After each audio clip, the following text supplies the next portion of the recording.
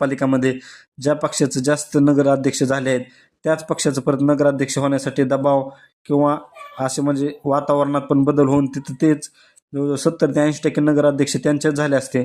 त्यामुळे मित्रांनो, निवडणूक आयोगाला हा सर्व पक्षांसाठी सारखाच निर्णय घ्यावा लागतो.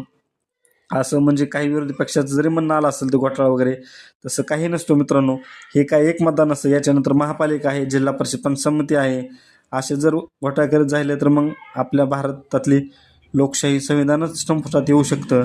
त्यामुळे असं होऊ शकत नाही मित्रांनो. त्यामुळे काही चिंता करण्याचं कारण नाही.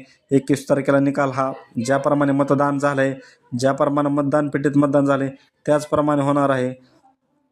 तरी मित्रांनो, काही म्हणजे असं काही बाळगण्याचं, मनात शंका आणण्याचं काही कारण नाही. अशाच व्हिडिओसाठी माझ्या चॅनलला तुम्ही मित्रांनो सबस्क्राईब करा. तसेच लाडकी बहीण योजना, पीक विमा योजना, संपूर्ण शासकीय JR यासाठी माझ्या चॅनलला, तसेच सर्व पिकांचे खतांचे, फवारणीचे, बियाण्यांचे डोससाठी माझ्या चॅनलला सबस्क्राईब करा. धन्यवाद.